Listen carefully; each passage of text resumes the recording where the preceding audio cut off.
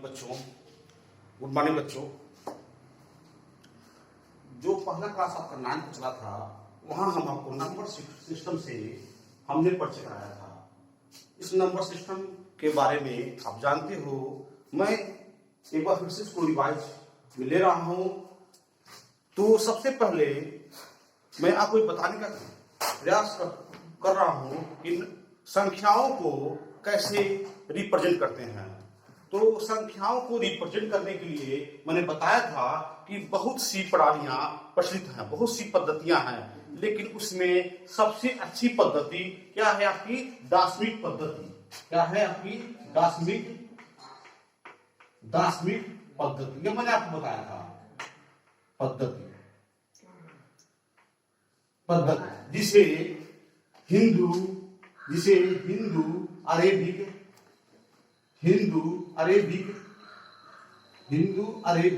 पद्धति भी कहा जाता था। इसे क्या कहते हैं? इसे दार्शनिक पद्धति को हम हिंदू अरेबिक पद्धति भी कहते हैं। मैंने बताया था यहाँ पे 10 संकेतों, 10 संकेत क्या है आपके? 0, 1, 2, 3, 4, 5, 6, 7, 8, 9। मतलब दार्शनिक पद्धति या हिंदू अरेबिक पद्धति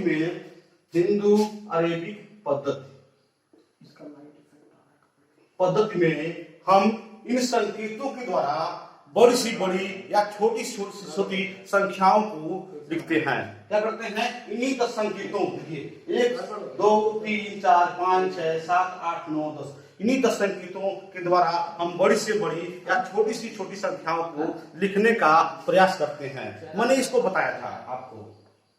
अब आइए इसके अंतर्गत, नंबर सिस्टम के अंतर्गत जब हम संख्याओं के बारे में पढ़ते हैं तो पहली संख्या को बताया गया था आपको प्राकृतिक संख्या।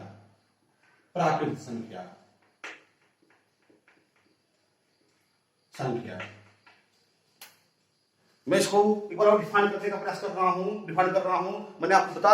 मैं आपको बता भी दिया हूं। तो जिन संख्याओं से किसी वस्तु को गिना जाता है या गिनती वाली संख्याओं को क्या कहते हैं? हम नेचुरल नंबर कहते हैं। जिन संख्याओं, एक बार सुन लीजिए, जिन संख्याओं से किसी वस्तु को गिना जाता है या गिनती वाली संख्याओं को क्या कहते हैं? हम प्राकृतिक संख्या कहते हैं या नेचुरल नंबर कहते हैं। जैसे 1, 2, 3, 4 so on infinite। उसके बाद आता है आपका पूर्ण संख्या। इसे इंग्लिश में whole number, WHOLE whole number कहते हैं। जब हम प्राकृतिक संख्या के साथ 0 को सम्मिलित कर लेते हैं तो इससे जो संग्रह प्राप्त होता है उसे क्या कहते हैं? हम पूर्ण संख्या कहते हैं। मतलब प्राकृतिक संख्या, देखिए प्राकृतिक संख्या हो गया आपका 1, 2, 3, 4, 5, 6 so on infinite। इसमें जब हम 0 को सम्मिलित कर लेते हैं तो जो संग्रह हमें मिलता है वो क्या होता है? उसे पूर्ण संख्या कहते हैं। अब पूर्ण संख्या को W से प्रदर्शित किया जाता है। होल नंबर जो है आपका, होल नंबर का पहला अक्षर पहला W से प्रदर्शित किया जाता है। उसके बाद आते हैं हम पूर्णांक।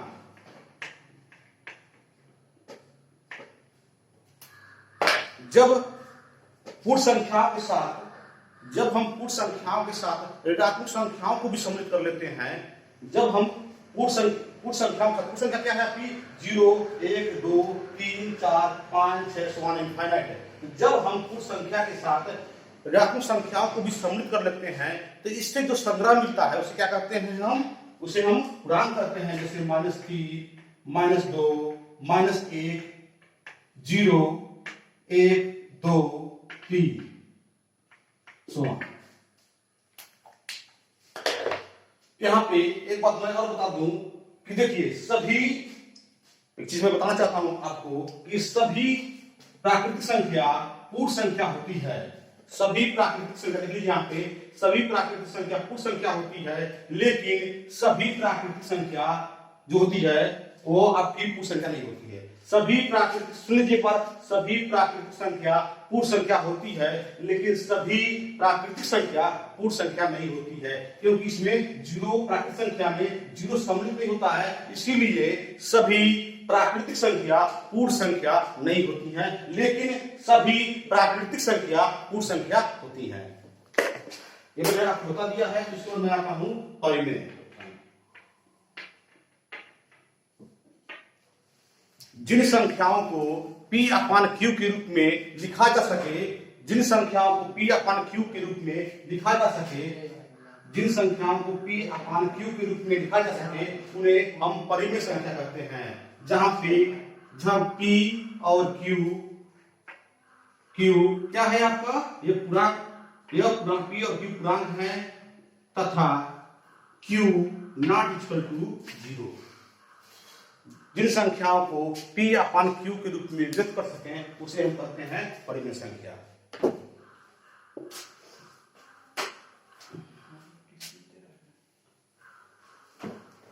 अब हम आते हैं परिमेय संख्या के बाद।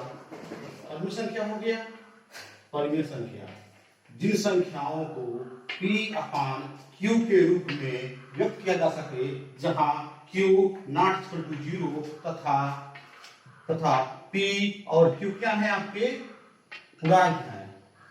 P और Q क्या है आपके पूर्णांक हैं, उसे हम क्या कहेंगे, परिमेय संख्या कहेंगे। जैसे 1/2, 4, 0, 3/4 इत्यादि। देखिए एग्जाम्पल इसके हो गए। 1/2 किस रूप में है, 1/2 आप देखिए ये P अपान Q के रूप में है। यहाँ देखिए 4 है, 4/1 कर देंगे, ये क्या है आपका P अपान Q के रूप में है। यहाँ 0 है तो 0/1 क्या होगा, ये भी आपके P अपान Q के रूप में है। यहाँ 3/4 है, ये भी क्या है आपका P अपान Q के रूप में है। तो क्या हो गया, ये परिमेय संख्या हो गया।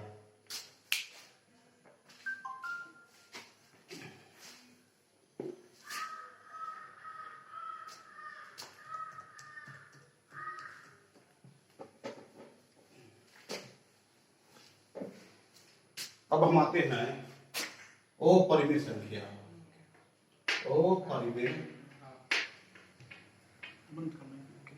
अपरिमेय संख्या,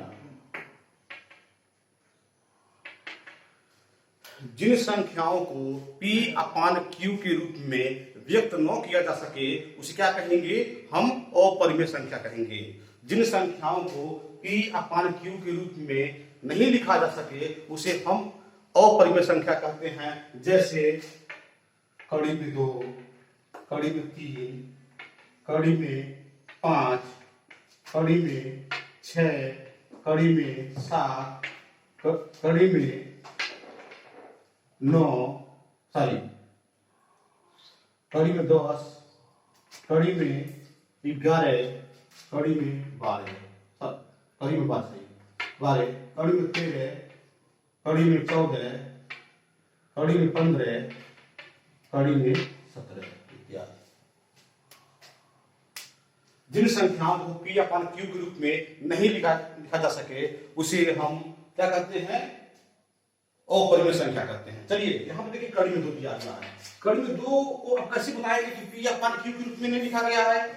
अब प्रश्न ये उठता है कि कैसे कोई बताएगा कि कड़ी में 2 को P अपान Q के रूप में नहीं लिखा गया है। तो एक बात देखिए, यहाँ पे जो हमने कहा है कि P अपान Q, तो देखिए ये P क्या है, ये पूर्णांक है, Q भी पूर्णांक है, लेकिन इस पूर्णांक पे कहीं भी कड़ी का निशान नहीं है। तो देखिए यहाँ पे कड़ी का निशान दिया गया है, तो मतलब इस रूप का नहीं है। तो इस रूप का नहीं हो तो क्या P अपान Q के रूप का नहीं है, इसलिए क्या है, यह अपरिमेय संख्या है। साथ ही साथ देखिए जिन संख्याओं का वर्गमूल हम निकाल लेते हैं, जिन संख्याओं का वर्गमूल निकलता है, उसे क्या कहते हैं, परिमेय संख्या कहते हैं। जैसे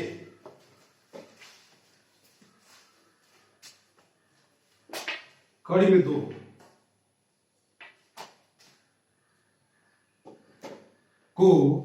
कड़ी में 2 को P अपान Q के रूप में नहीं लिखा जा सकता है, नहीं लिखा जा सकता है। जा सकता है। क्यों नहीं लिखा गया है देखिए यहाँ पे, क्योंकि एक तो पी क्या है यहाँ पे, पी आपका पूर्णांक है, क्यू भी पूर्णांक है, यहाँ भी दो क्या है, दो आपका पूर्णांक है, लेकिन जो यहाँ पे पी अपन क्यू दिया है तो ये पूरा क्या है, ये कड़ी में नहीं है, यहाँ पे क्या है, ये कड़ी में है, तो यह इस रूप का नहीं है, इसलिए इसे पी अपन क्यू में हम कह सकते हैं कि इसे पी अपन क्यू के रूप का नहीं है, इसीलिए ये क्या है, आपका अपरिमेय संख्या है। साथ ही साथ अब ये प्रश्न उठता है कि क्या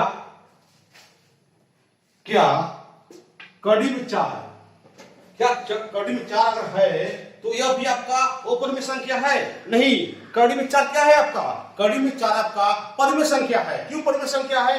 क्योंकि जिन संख्याओं का वर्गमूल निकाला जा सकता है वो संख्या क्या होती है, वो संख्याएं आपका परिमेय संख्या होती हैं। जैसे यहाँ पे चार का वर्गमूल क्या हो जाएगा, दो, चार का वर्गमूल दो हो गया, तो दो को आप लिख सकते हो 2/1, ये क्या है, ये पी अपान क्यू के रूप का है, क्या है, पी अपान क्यू के रूप का है।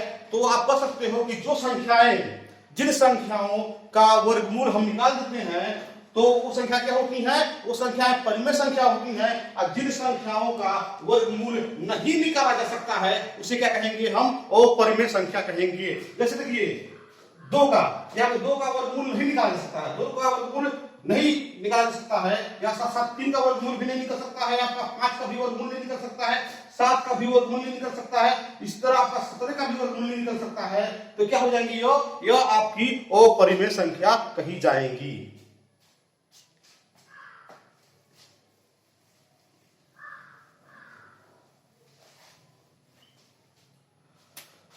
अब आता है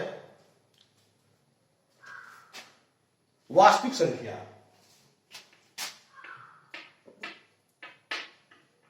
वास्तविक संख्या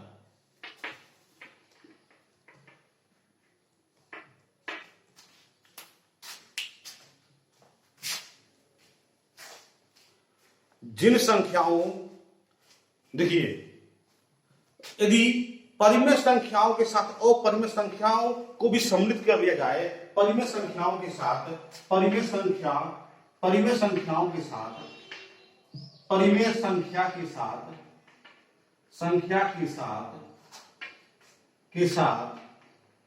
अपरिमेय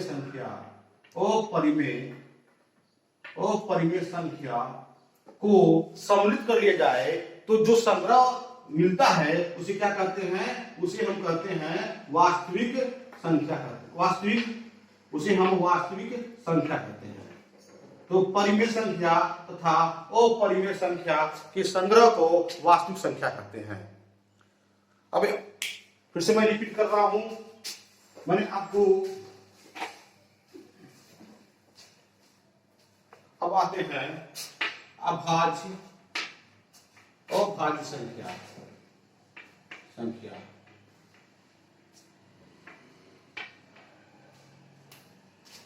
जो संख्याएं स्वयं और एक के अलावा, यानी कि हम यहाँ पे स्वयं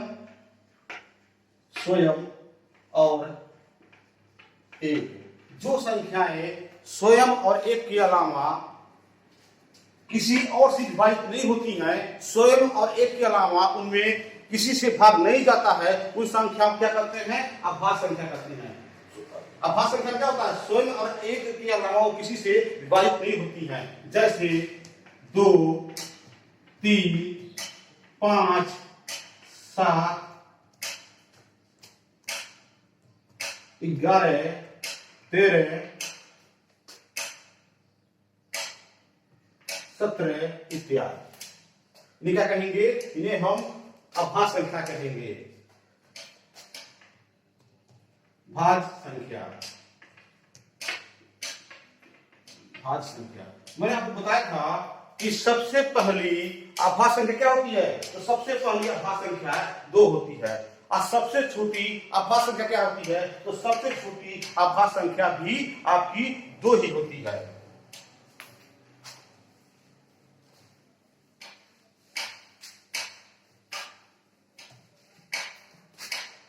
उसके बाद आता है भाज्य संख्या। भाज्य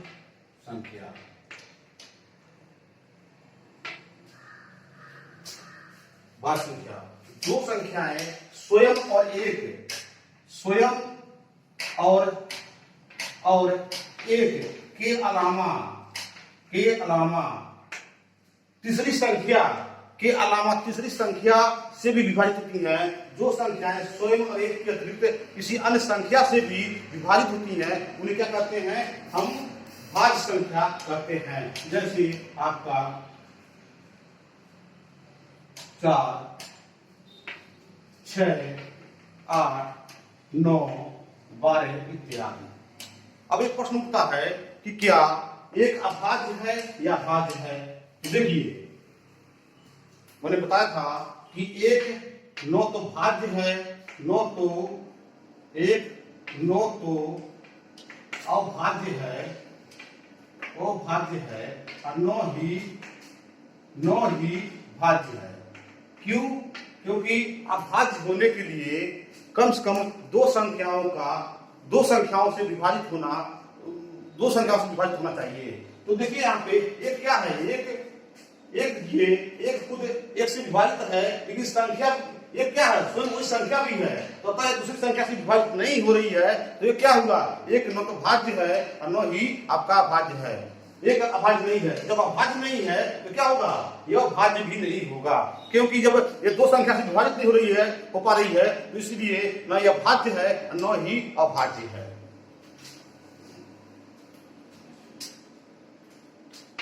सम संख्या, इसके बारे में भी मैं बताया था कि जो संख्या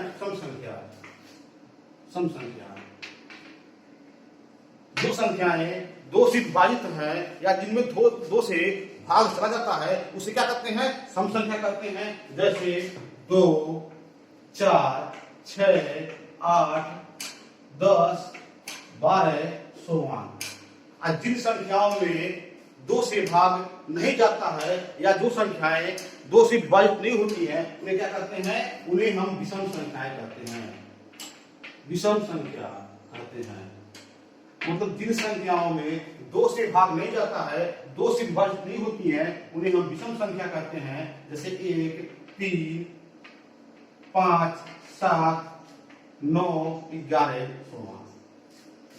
अब एक प्रश्न उठता है कि क्या, देखिए आप चेक भी कर सकते हैं यहाँ पे, देखिए ये 8 है, 8 क्या है, 2 से विभाजित है, कितने टाइम जाएगा यह, 2 का 2, 2 चौको 8, ये क्या हो गया, ये 4 बार जा रहा है, तो ये 2 से विभाजित है तो क्या हो गया, 8 क्या हो गया आपका, 8 आपका यह आपका सम संख्या हो गया। उसी तरह देखिए हम 5 क्या है, 2 से विभाजित नहीं है, 2 से 5 में 2 से भाग नहीं जाएगा तो 5 क्या हो गया आपका, 5 आपका विषम संख्या हो गया। इसको मैंने आपको बता दिया है।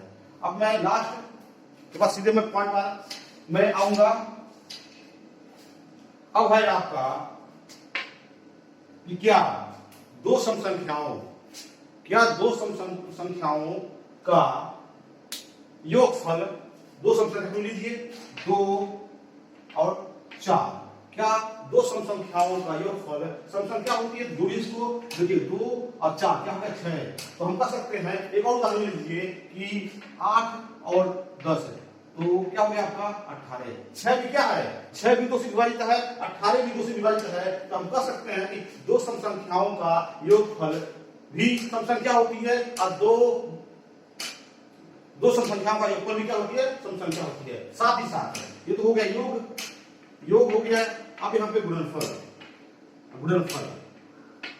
अब देखिए, अब यहाँ हमें पता करें कि क्या दो सम संख्याओं का गुणनफल भी विषम संख्या होती है। चेक कीजिए 2, इसी को चेक कीजिए 2 गुणे 4 क्या हो गया 8। 8 क्या है, 8 2 से विभाजित है तो क्या हो गया, दो सम संख्याओं का आपका जो गुणनफल है वो भी क्या हो गया, वो भी सम संख्या हो गई। सम संख्या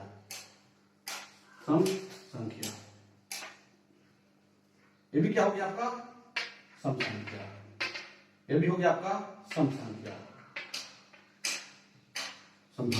एक और एग्जाम्पल लीजिए, जैसे यही पे है कि 6 और 8 ले लीजिए। 6 गुणे 8 क्या हो गया आपका 48 हो गया। तो भी क्या है आपका सम संख्या। तो हम कह सकते हैं कि दो सम संख्याओं का योग विषम संख्या होती है। देखिए दो सम संख्याओं का योग भी सम संख्या होती है और दो सम संख्याओं का गुणनफल भी सम संख्या होती है।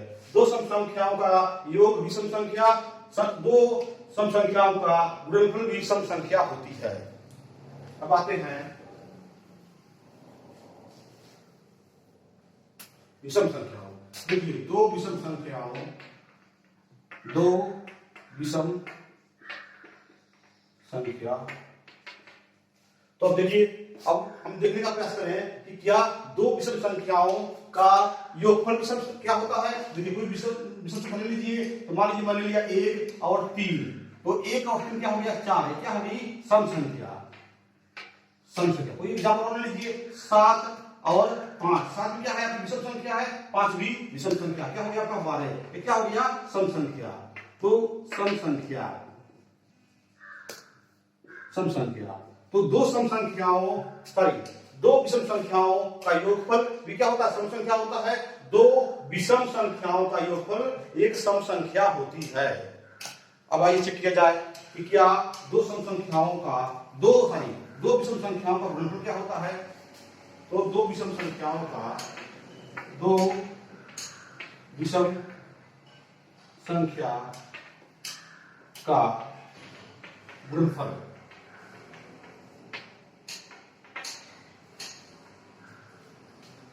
दो विषम संख्या का गुणनफल, तो दो विषम संख्या का गुणनफल, कोई दो विषम संख्या लीजिए, तो एक विषम संख्या हो गई आपकी 1, एक हो गई आपकी 3, तो दो क्या का 3 का 3 हो गया आपका 3, क्या है आपका विषम संख्या, विषम संख्या। कोई और लीजिए 5 और 7, तो 7 × 35, ये क्या हो गया आपका विषम संख्या। क्यों? क्योंकि ये 2 से विभाजित नहीं है, 35 भी 2 से विभाजित नहीं है, तो दो विषम संख्याओं का गुणनफल भी विषम संख्या होती है। दो लीजिए यहाँ पे एग्जाम्पल से आपको समझा गया है, पहला एग्जाम्पल है, एक दूसरा एग्जाम्पल है। तो दो विषम संख्याओं का गुणनफल भी क्या होती है, एक विषम संख्या होती है, दो विषम संख्याओं का गुणनफल भी विषम संख्या होती है।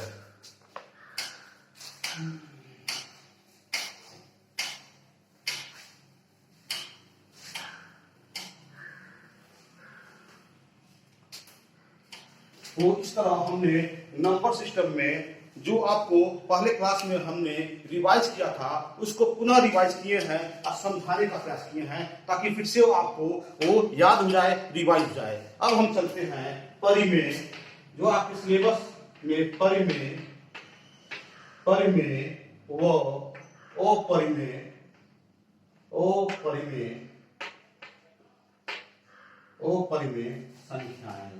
संख्या, इसका अध्ययन करेंगे।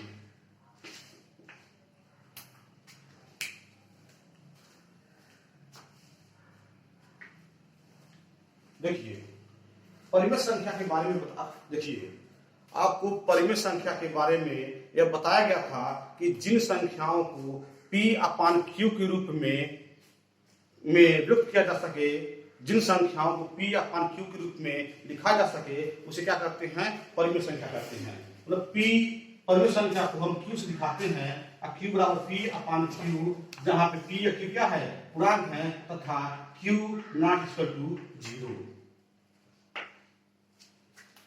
देखिए तो जैसे आपका अब हो गया 1/3 7/8, तो देखिए क्या है, ये आपका 1 और 3 क्या है पूर्णांक है, 7 और 8 क्या है पूर्णांक है, तथा यहाँ पे जो आपका P/Q, लेकिन जो आपका हर है, हर भी क्या है वो नॉट इक्वल टू 0, मतलब Q नॉट इक्वल टू 0 है, तो क्या हो गया वो परिमेय संख्या हो गया और ये P/Q के ही रूप के हो गया।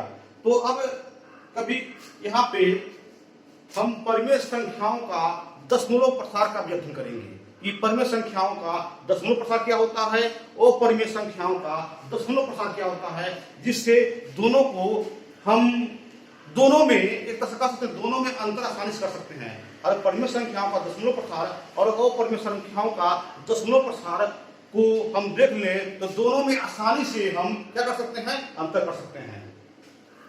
यह हो गया आपका, और दूसरा हो गया आपका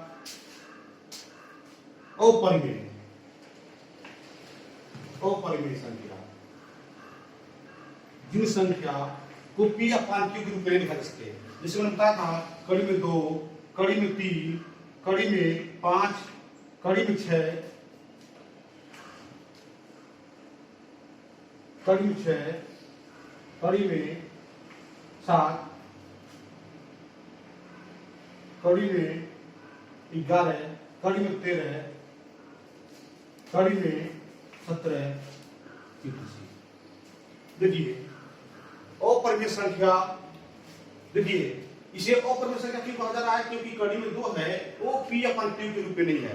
2, 3 देखिए यहाँ जो भी वैल्यू रखी गई है 2, 3, 5, 6, 7, 11, 13, 17 ये सब क्या है? ये सब आपके पूर्णांक है, लेकिन जो आपका खंड यहाँ पे जो परिमेय संख्या का कंसेप्ट दिया गया है P अपान Q, देखिए P अपान Q पे क्या है? कहीं भी अंडर रूट या कहीं भी आपका कड़ी नहीं है, यहाँ पे कड़ी है तो क्या है? जाहिर सी बात है कि वो उस रूप का नहीं है, तो यह क्या हो गया आपका अपरिमेय संख्या हो गया। साथ ही साथ देखिए जिन संख्याओं का हम वर्गमूल नहीं निकाल पाते हैं, जिन संख्याओं का हम वर्गमूल नहीं निकाल पाते हैं उसे क्या कहते हैं? अपरिमेय संख्या। जैसे 2 का वर्गमूल हम नहीं निकाल पाएंगे, 3 का वर्गमूल भी नहीं निकाल पाते हैं, 5 का भी वर्गमूल नहीं निकाल पाते हैं, 6 का भी वर्गमूल नहीं निकाल पाते हैं, 7 का भी वर्गमूल नहीं निकाल पाते हैं, 17 का भी वर्गमूल नहीं निकाल पाते हैं। क्या हो गई? यह अपरिमेय संख्या हो गई।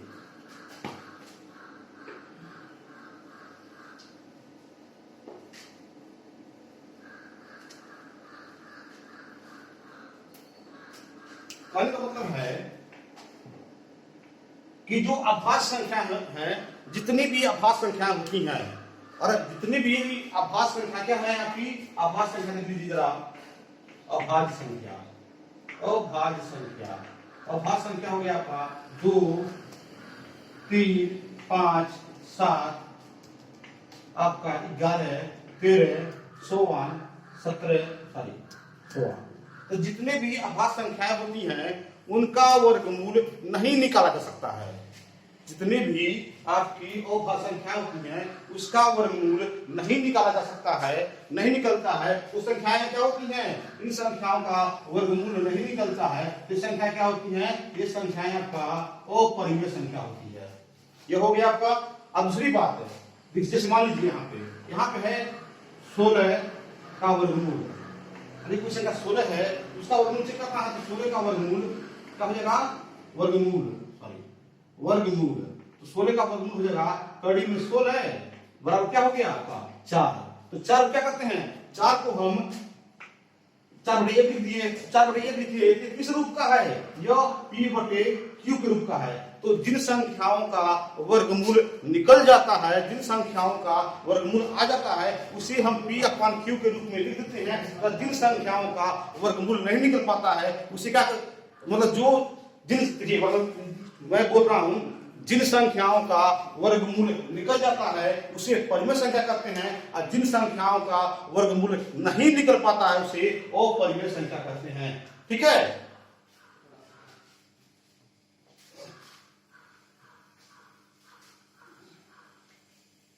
अब परिमेय संख्या का दशमलव प्रसार। देखिए यहाँ पे परिमेय संख्या और अपरिमेय संख्या, परिमेय संख्या और अपरिमेय संख्या के सम्मिलित रूप को क्या कहते हैं? वास्तविक संख्या कहते हैं। तो परिमेय संख्या और अपरिमेय संख्या में अंतर हम इनके दशमलव प्रसार के द्वारा आसानी से कर सकते हैं। तो चलिए सबसे पहले हमने परिमेय संख्या का अध्ययन किया है, तो कोई परिमेय संख्या लीजिए जिसका हम दशमलव प्रसार करें। तो देखिए माना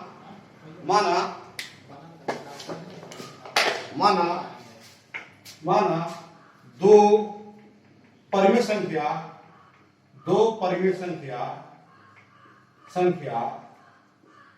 1/3 7/8 वो कामा 1/3 है। चलिए इनका दशमलव प्रसार किया जाए। तो जब हम दशमलव प्रसार पहली संख्या करते हैं तो पहली संख्या का दशमलव प्रसार कीजिए, क्या करते हैं दशमलव प्रसार के लिए 8 से हम 7 में क्या करते हैं भाग देते हैं। चलिए यहां दशमलव लगाए, ये क्या हो गया आपका, क्या हो गया यहाँ पे 8 सत्ते 8 ढाई 64, कितना बचा यहाँ पे शेषफल, देखिए यहाँ पे बचा आपका 6, तो शून्य बराबर 8 सत्ते 56, कितना बचा आपका यहाँ पे 4 बचा, शून्य 8 बचे 40।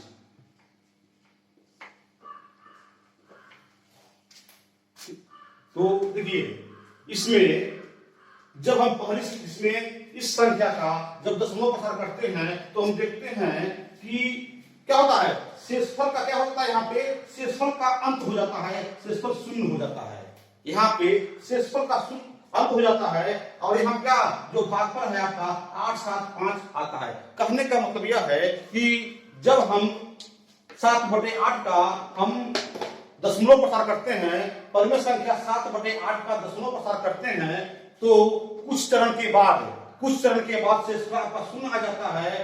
तो जब ये शून्य आ जाता है तो क्या होता है, यहाँ पे दशमलव प्रसार रुक जाता है। तो ऐसे प्रसार को, परिमेय संख्या के ऐसे प्रसार को हम क्या कहते हैं, शांत प्रसार करते हैं। हम टर्मिनेटिंग उसे हम शांत प्रसार करते हैं। तो इसका प्रसार क्या हो गया आपका 7/8 का जो प्रसार 0.875 है, इसे हम शांत दशमलव प्रसार करते हैं। समझ लीजिए इसको, क्या यहाँ 7/8 है, यहाँ पर दशमलव रखिए यहाँ पे, तो 8 ढाई 64, 70 में से 64 जाएगा आपका 6 बचा, उसके बाद आप शून्य रखिए तो 8 से 56, तो 60 में से 56 जाएगा आपका, 4 बचा आपका, या शून्य रखिए तो 8 बचे 40 का शून्य हो गया। तो कुछ चरण के बाद क्या होता है, कुछ चरण के बाद आपका शेषफल क्या होता है, शून्य हो जाता है। तो जब शेषफल का शून्य हो जाता है तो दशमलव प्रसार यहाँ पे रुक जाता है। और दशमलव प्रसार के रुक जाने के कारण क्या हो गया, ये इसे दशमलव प्रसार का अंत हो जाता है। तो जब दशमलव प्रसार का अंत हो जाता है, इसे ही परिमेय संख्या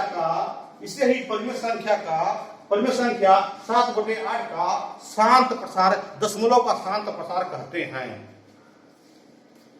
बहुत बहुत धन्यवाद, आज के लिए बस इतना है। कल हम 1/3 और उसके साथ साथ हम अपरिमेय संख्या का दशमलव प्रसार का अध्ययन करेंगे, और उसके बाद हम परिमेय और अपरिमेय संख्याओं के बारे में आसानी से अंतर कर सकेंगे। धन्यवाद।